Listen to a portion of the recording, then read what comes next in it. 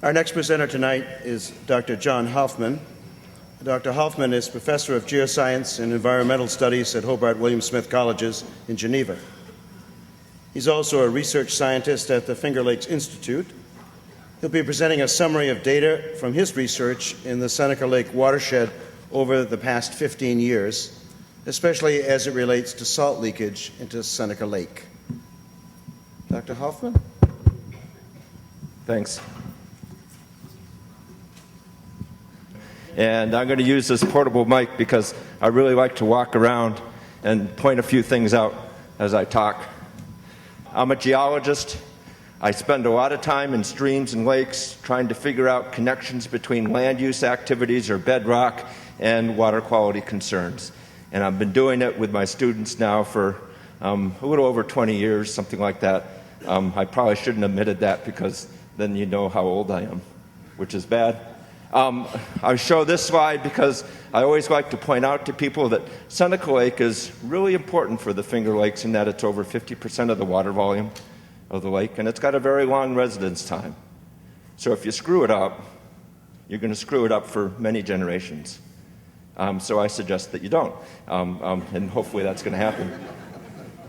This is why I like the lake so much. It's a whole bunch of little teeny watersheds that drain different land use activities, so I can compare one stream to the next and see how different land use activities impact various nutrient loading and then geochemical signatures that's going on in the landscape. And I also like to point out that this lake changes. And if you look at some of these panels, like this one down here, temperature goes from really cold, like it is right now. It does get warm in Seneca Lake, maybe in September, and then it gets cold again. But it changes. And down at the bottom, it always seems to be cold, and that boundary seems to go up and down. So if you go out once, it doesn't mean that you know everything there is to know about Seneca Lake. You have to go out many times. And for me, that's great, because I'd much rather be outside on a boat sampling something than sitting behind a desk and wishing I was outside. And even if it's raining, I don't mind going outside too much. Longer term, lakes do change as well. And if you look at Secudis data, which is basically water clarity data, where it's not very clear way back here in the early 1990s, it got really clear sometime in the late 1990s. And then since then, it's not been getting as clear again. So it's almost back to where it was in 1991. Things change. Some of these changes are related to zebra mussels. Some of these other later, more recent changes are related to nutrient loading problems. This lake changes on many different time frames. Anyway, let's get to the process at hand and look at a couple of things that I might be able to give you some information about. First, the brine and these brine ponds, then the storage of gas and how it might leak into the lake, then maybe a few other things if I have time. So here you have a brine pool. It's not the one that's proposed here, but it's at least an example of one. They're going to put a lot of brine in this pool. It's going to be very concentrated. Just to give you an idea how concentrated, it's about 10 times the concentration of seawater. So it's about 1,000 times the concentration of what's in Seneca Lake right now, which is a lot. And if you want to put all these things in perspective, you don't want to drink water over 1 parts per thousand. If you do, then you get a good case of diarrhea. And if it's over more than that, then you don't want to do that. You hallucinate, you go crazy, you eventually, I don't want to say that. But anyway, if you release this to the lake, you're essentially putting saltier water than seawater right into the lake. Given time, that will dilute down, and as it dilutes down, you're not really going to see a major impact. Where you then measure exactly what that impact is, in other words, if you measure right when it goes in at the very beginning, huge impact. If you wait a year, no impact. When you actually measure that impact has a big key on whether or not this brine pool is going to have a big impact on Seneca Lake or not. My feeling, if you put salty water in any lake, it's dense, it's denser than the rest of the lake water. Where is it going to go? Down to the lake floor. It probably won't mix with the rest of the lake very effectively. Now there's this story about I like to go through that sort of indicates the fact that the salt that's underneath the lake is leaking into the lake. And it goes along something like this. If you look at the salt concentration, in this case it's looking at sodium ions, which is the major component of salt, NaCl, right? Sodium is Na. And you look at all the Finger Lakes, one of them stands out because it has a lot more. That's this one. And if you look at the color key over here it's Seneca Lake.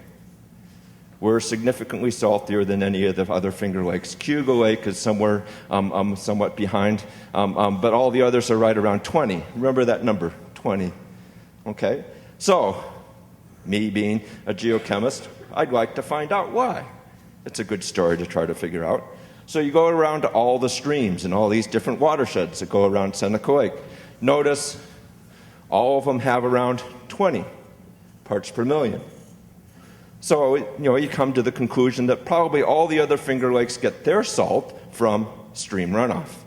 This is really good. 20 isn't quite what we have in Seneca Lake, around 80.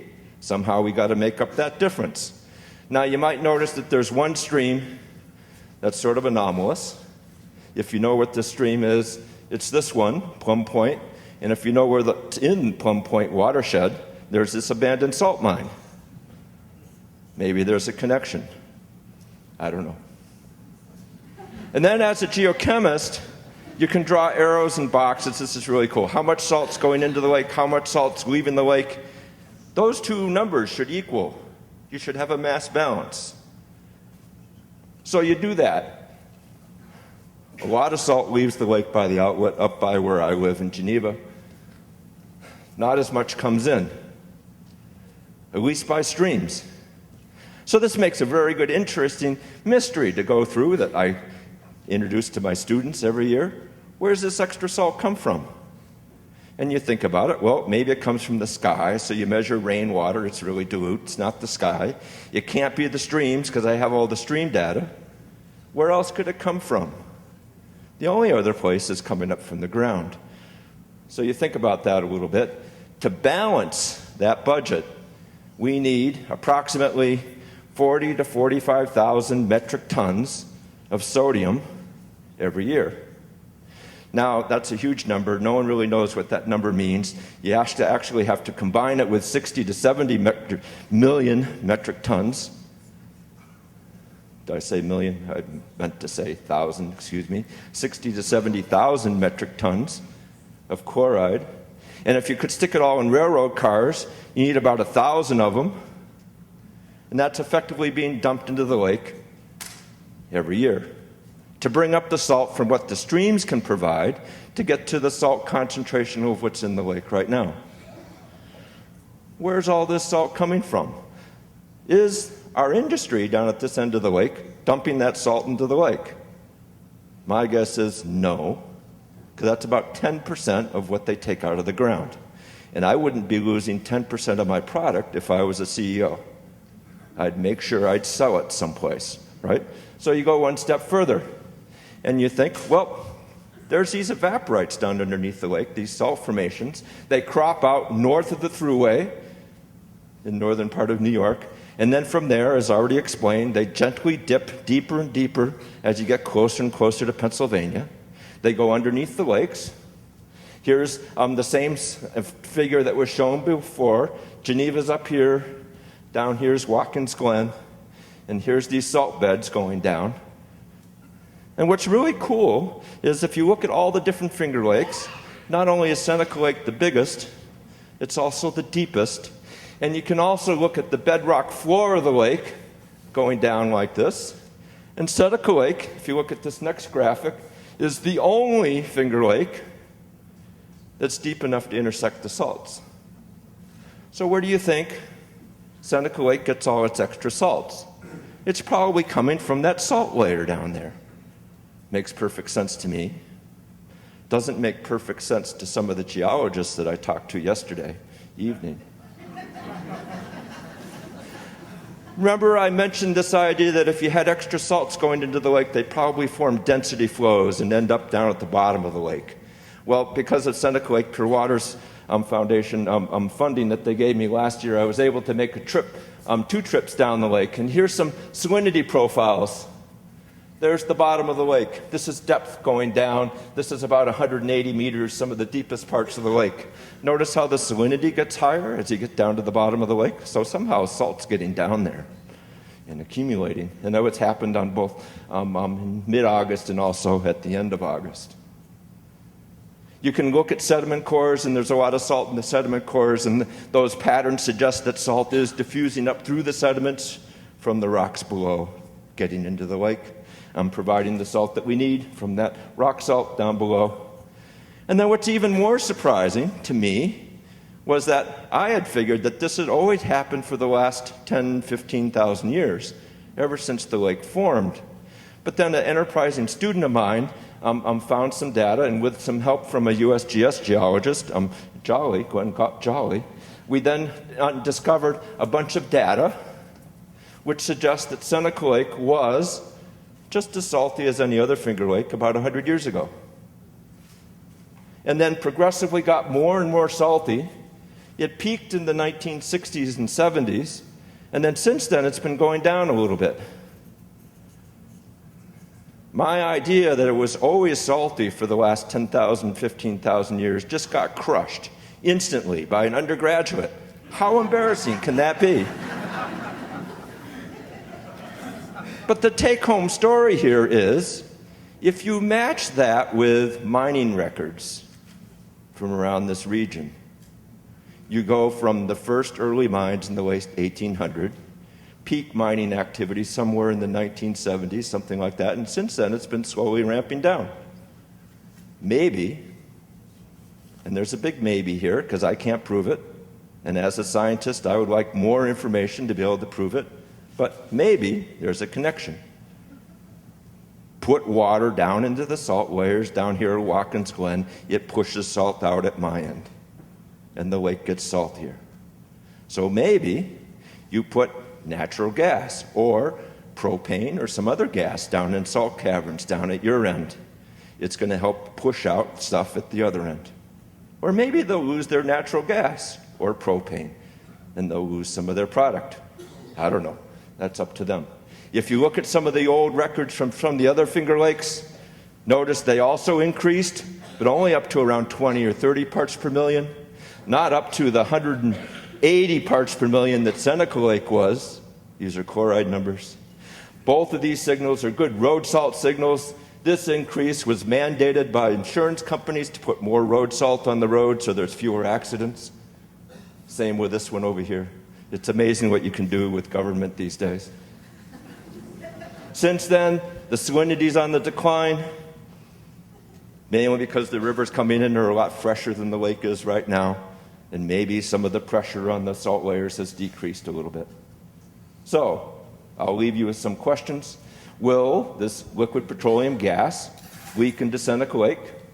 Will the storage then force more salt out into Seneca Lake? I don't know the answer. However, I do have a proposal. I suggest that somebody ask Energy if they'd be willing to sponsor a different group, or even the Finger Lakes Institute, which I belong to, but that's whatever, to take samples.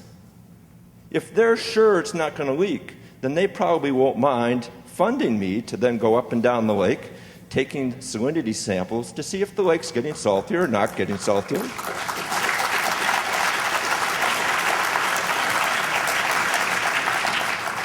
It's just, an idea. It wouldn't cost them much, maybe $20,000 a year, something on that order. And then they would get reports, which I would publish for everybody to look at, and this is how the lake is responding for the next 5, maybe 10 years, or whatever they'd be willing to fund. So anyway, that's all I have to say. Let's go on to the next speaker.